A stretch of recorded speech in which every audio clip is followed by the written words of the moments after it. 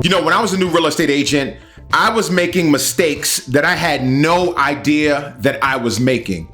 The reason initially I didn't know I was making these mistakes is because I was not passing things by my mentor or my coach. It's funny, the longer you get into this business, the more you realize how much you actually did not know when you first started this business. You can be in this thing for several years and still be learning how to talk to people, how to organize yourself, rules and regulations when it comes to doing a purchase, all these different things you have to take into account. So what I want to do is I want to go over some of the worst rookie mistakes you could make within your first year. Mistake number one, not following up. During the pandemic, for all real estate agents, it was an amazing, joyous time, right? Because you can list a house and it would get sold just like that.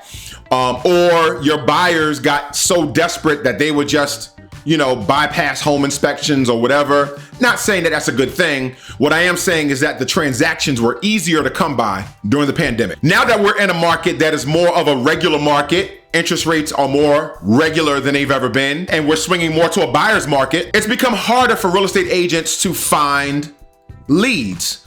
One thing that's helped me was having leads that I had prior to the pandemic or during the pandemic, really, and continuing to follow up on those leads. Some of these leads are 6 months, 8 months, sometimes even a year old. Now, here's what I would say about following up on leads. There's a difference between a lead where somebody contacts you through your website and you text them back, you email them back, you call them, and they pretty much ghost you. And then there's a difference between a lead that wants to buy a house during a pandemic, but they can't because they don't have the money. Or you talk to them a couple of different times. I generally will follow up with leads over a longer period of time of those that I've actually had a conversation with. Those I have not had a conversation with, that never replied to me, never responded to me a few times, typically those are not very good leads. So follow up on your leads, because as times get slower, those leads may be ready to purchase. Second mistake, not using a CRM, a customer relationship manager. When it comes to connecting to your customers, every conversation, every detail that you have about that customer is going to benefit you. Think about it like this. I used to be in music and I used to buy from a company called Sweetwater. And Sweetwater would implement this thing where they actually would have their customer reps call you if you hadn't bought a microphone or something from them within, a couple of months. And that rep that called me took notes on me, because he would say, "Hey, Sean, how you been? Hey, last time we talked, you said that you were installing a sound system in a church. Or last time we talked, you said that you were working on the album. How did that come out?" I knew what they were doing. I understood the sales technique, but still they put the effort and time to log information about me so that as we're having conversations, I'm not always resetting the conversation. So a CRM will help you with this. It'll help you send out drips so you can constantly be sending things out to them about housing and buyer's market, seller market, just information about the real estate market so that you can consistently stay in front of them. But also you can write down your conversations, key points of the conversations, how they feel. So important to know how your clients are feeling so that when you talk to them, you can be right in the flow of that conversation and you don't have to start all over again. Mistake number 3, believing that your trending social media videos are going to get you leads. I am a digital person. I used to be a technology teacher. I love technology. I like using social media for business purposes. The reality is this though, social media is important. Having an online presence is important. I'm not saying it's not, all right? We have many channels and agents that are saying, no, you don't need to be using it.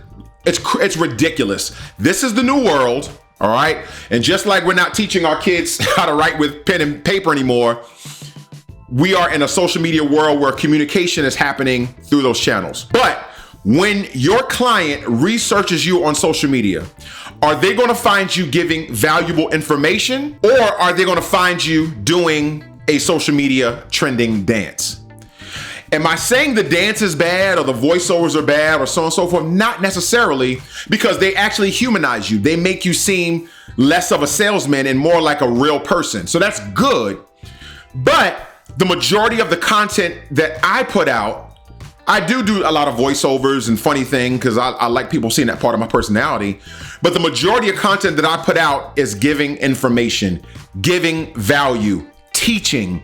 When they go to your content, are you teaching? Are you interesting? Are you coming off as somebody that they would enjoy working with, who is knowledgeable? Because just because you can do a cool dance does not mean that you're knowledgeable in helping me buy a $400,000 house. Mistake number 4, not preparing for taxes. A mistake that I made. And we can kind of get into this, but most real estate agents are sole proprietors. So when they get a check, the check is made out to their name. All right. If that check is made out to your name, you're a sole proprietor, you're going to pay a self-employment tax of 15.3%. So whatever your net income is, your gross income minus your expenses, whatever that number is, you're going to pay 15.3% of that. So if you made $100,000, your self-employment tax is going to be about $15,300 if that's your net income. You need to understand how to work these taxes.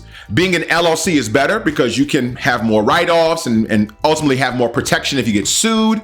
Personally, I changed my business to an S Corp so that I can pay myself a salary. I do pay payroll taxes, but the way that I pay myself a salary, I'm not paying those self-employment taxes. I'm actually paying less taxes now. So understand tax structure. Be sure to get with a financial advisor. I'm telling you this. If you're going to be an entrepreneur and you're going to run a business, you need to get with a financial advisor so they can help you navigate your money.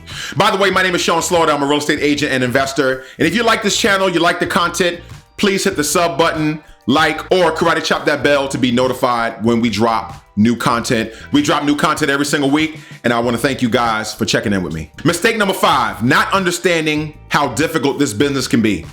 If you're watching TV and you say, I want to do that because I want to make a lot of money, what you may not realize is there are some things that they don't talk about. For instance, day 1, when you start working in this business, when you ratify a contract, let's say you ratify the contract day 1, you're 45 days from getting paid if that sale goes through.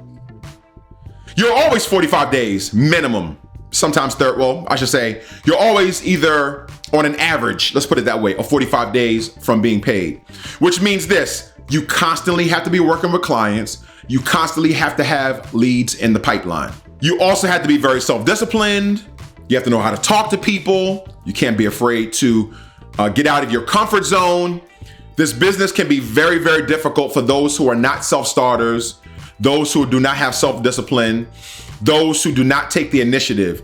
If you always need to be pushed, this might be a tough one for you. Lastly, the last mistake that I don't want you to make is not to have a mentor or a coach. I think a combination of online and in-person mentors is so important.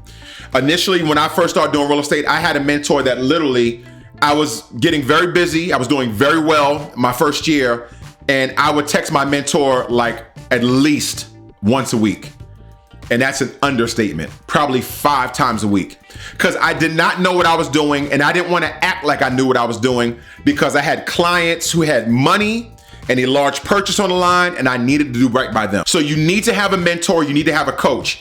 Even if you're at a 100% broker, which I am, I'm at a 100% broker, I still have realtors that are more seasoned than me that I can reach out to, that I can talk to.